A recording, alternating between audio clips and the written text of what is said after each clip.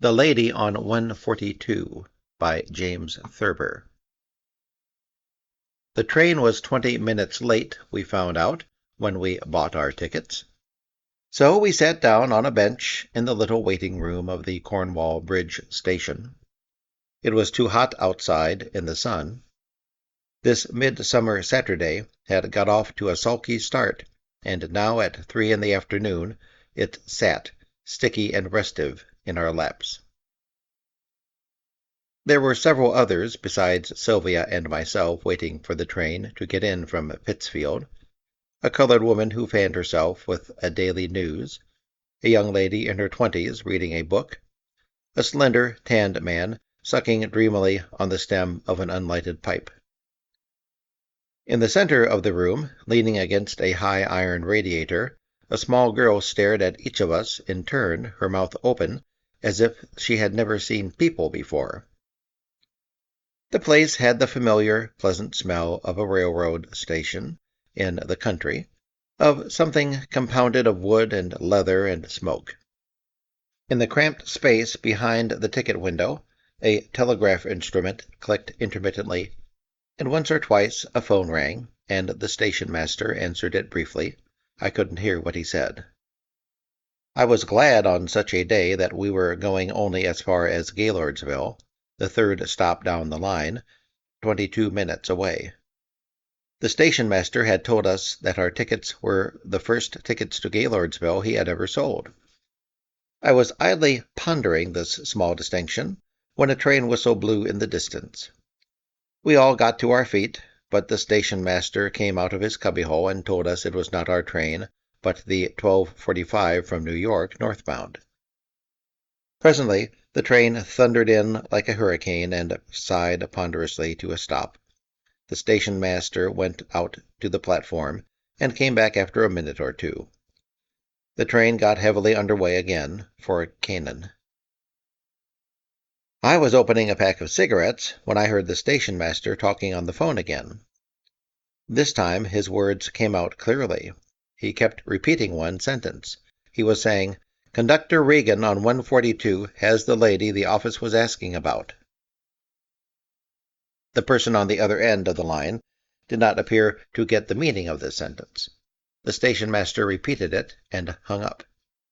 For some reason, I figured that he did not understand it either. Sylvia's eyes had the lost, reflective look they wear when she is trying to remember in what box she packed the Christmas tree ornaments. The expressions on the faces of the colored woman, the young lady, and the man with the pipe had not changed. The little staring girl had gone away. Our train was not due for another 5 minutes, and I sat back and began trying to reconstruct the lady on 142, the lady Conductor Regan had, the lady the office was asking about. I moved nearer to Sylvia and whispered, "See if the trains are numbered on your timetable." She got out the timetable from her handbag and looked at it. 142, she said, is the 12:45 from New York. This was the train that had gone by a few minutes before. "The woman was taken sick," said Sylvia. "They are probably arranging to have a doctor or her family meet her." The colored woman looked around at her briefly. The young woman, who had been chewing gum, stopped chewing. The man with the pipe seemed oblivious. I lighted a cigarette and sat thinking. "The woman on 142, I said to Sylvia, finally, "might be almost anything, but she definitely is not sick." The only person who did not stare at me was the man with the pipe. Sylvia gave me her temperature-taking look, a cross between anxiety and vexation. Just then our train whistled, and we all stood up. I picked up our 2 bags, and Sylvia took the sack of string beans we had picked for the cannels. When the train came clanking in, I said in Sylvia's ear, "He'll sit near us, you watch." Who will?" she said. "The stranger," I told her, "the man with the pipe." Sylvia laughed. "He's not a stranger," she said. "He works for the Breeds." I was certain that he didn't. Women like to place people, Every stranger reminds them of somebody. The man with the pipe was sitting 3 seats in front of us, across the aisle, when we got settled. I indicated him with a nod of my head. Sylvia took a book out of the top of her overnight bag and opened it. "What's the matter with you?" she demanded. I looked around before replying. A sleepy man and woman sat across from us. 2 middle-aged women in the seat in front of us were discussing the severe gripping pain one of them had experienced as the result of an inflamed diverticulum. A slim, dark-eyed young woman sat in the seat behind us. She was alone. "The trouble with women," I began, "is that they explain everything by illness. I have a theory that we would be celebrating the 12th of May or even the 16th of April as Independence Day if Mrs. Jefferson hadn't got the idea her husband had a fever and put him to bed." Sylvia found her place in the book. "We've been all through that before," she said. "Why couldn't the woman on 142 be sick?" That was easy, I told her. "Conductor Regan," I said, "got off the train at Cornwall Bridge and spoke to the station master. 'I've got the woman the office was asking about,' he said." Sylvia cut in. "He said lady." I gave the little laugh that annoys her. "All conductors say lady," I explained. Now, if a woman had got sick on the train, Regan would have said, "A woman got sick on my train, tell the office." What must have happened is that Regan found, somewhere between Kent and Cornwall Bridge, a woman the office had been looking for. Sylvia didn't close her book, but she looked up. "Maybe she got sick before she got on the train, and the office was worried," said Sylvia. She was not giving the problem close attention. "If the office knew she got on the train," I said patiently, "they wouldn't have asked Regan to let them know if he found her. They would have told him about her when she got on." Sylvia resumed her reading. "Let's stay out of it," she said. "It isn't any of our business." I hunted for my chiclets, but couldn't find them. "It might be everybody's business," I said. "Every patriot's." I know," said Sylvia. "You think she's a spy. Well, I still think she's sick." I ignored that. "Every conductor on the line has been asked to look out for her," I said. "Regan found her. She won't be met by her family. She'll be met by the FBI." "Or the OPA," said Sylvia. "Alfred Hitchcock things don't happen on the New York, New Haven, and Hartford." I saw the conductor coming from the other end of the coach. "I'm going to tell the conductor," I said, "that Regan on 142 has got the woman."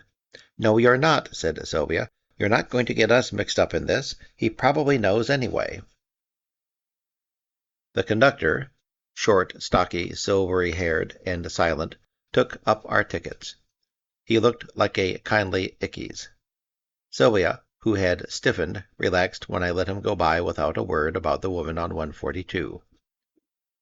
"He looks exactly as if he knew where the Maltese falcon is hidden, doesn't he?" said Sylvia, with a laugh that annoys me.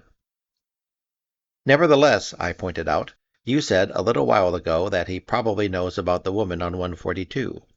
If she's just sick, why should they tell the conductor on this train?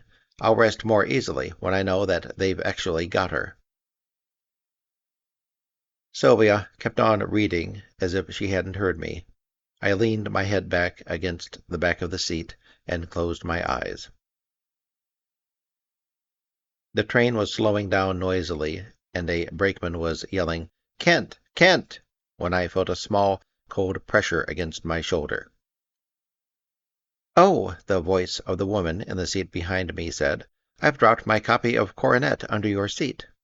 She leaned closer, and her voice became low and hard. "Get off here, mister," she said. "We're going to Gaylordsville," I said. "You and your wife are getting off here, mister," she said. I searched for the suitcases on the rack. "What do you want, for heaven's sake?" asked Sylvia. "We're getting off here," I told her. "Are you really crazy?" she demanded. "This is only Kent." "Come on, sister," said the woman's voice. "You take the overnight bag and the beans. You take the big bag, mister." Sylvia was furious. "I knew you'd get us into this," she said to me. Shouting about spies at the top of your voice? That made me angry. You're the one that mentioned spies, I told her. I didn't. You keep talking about it and talking about it, said Sylvia. Come on, get off, the two of you, said the cold, hard voice. We got off. As I helped Sylvia down the steps, I said, We know too much. Oh, shut up, she said. We didn't have to go far. A big black limousine waited a few steps away. Behind the wheel sat a heavy-set foreigner with cruel lips and small eyes. He scowled when he saw us. The boss don't want nobody up there, he said. It's all right, Carl, said the woman. Get in, she told us. We climbed into the back seat. She sat between us, with the gun in her hand. It was a handsome jeweled Derringer. Alice will be waiting for us at Gaylordsville, said Sylvia, in all this heat. The house was a long, low, rambling building, reached at the end of a poplar-lined drive. Never mind the bags, said the woman. Sylvia took the string beans and her book, and we got out. Two large mastiffs came bounding off the terrace, snarling. Down, Mata, said the woman. Down, Pedro. They slunk away, still snarling.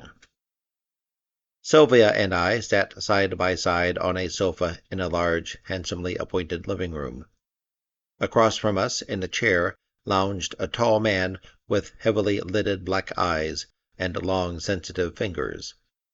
Against the door through which we had entered the room leaned a thin, undersized young man, with his hands in the pockets of his coat and a cigarette hanging from his lower lip. He had a drawn, sallow face, and his small, half-closed eyes stared at us incuriously. In a corner of the room, a squat, swarthy man twiddled with the dials of a radio. The woman paced up and down, smoking a cigarette in a long holder. Well, Gale, said the lounging man in a soft voice, to what do we owe these unexpected visit?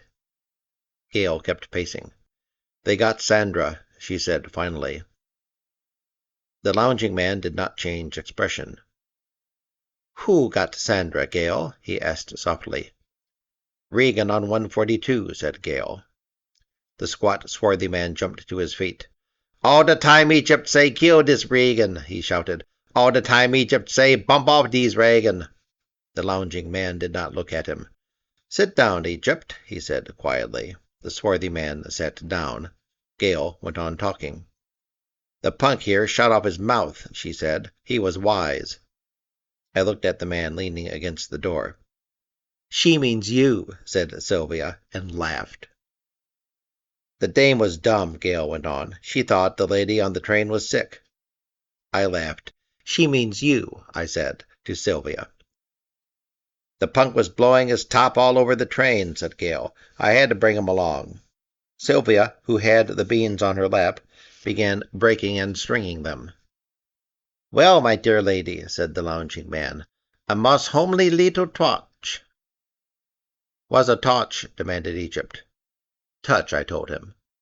Gale sat down in a chair. Who's going to rub him out? She asked. Freddie, said the lounging man. Egypt was on his feet again. Nah, he shouted. Not the punk. The punk bumps off the last 6, 7 people. The lounging man looked at him. Egypt paled and sat down. I thought you were the punk, said Sylvia. I looked at her coldly.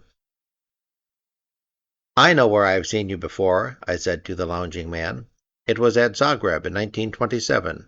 Tilden took you in straight sets. 6 love, 6 love, 6 love. The man's eyes glittered. I think I bump off this man myself, he said. Freddie walked over and handed the lounging man an automatic. At this moment, the door Freddie had been leaning against burst open, and in rushed the man with the pipe, shouting, Gale, Gale, Gale! Gaylordsville, Gaylordsville, bawled the brakeman. Sylvia was shaking me by the arm. Quit moaning, she said. Everybody is looking at you. I rubbed my forehead with a handkerchief. Hurry up, said Sylvia. They don't stop here long. I pulled the bags down, and we got off. Have you got the beans? I asked Sylvia. Alice Connell was waiting for us. On the way to their home in the car, Sylvia began to tell Alice about the woman on 142. I didn't say anything. "He thought she was a spy," said Sylvia. They both laughed. "She probably got sick on the train," said Alice. "They were probably arranging for a doctor to meet her on the station." "That's just what I told him," said Sylvia. I lighted a cigarette. "The lady on 142, I said firmly, "was definitely not sick." "Oh, Lord," said Sylvia, "here we go again." Thank you for listening.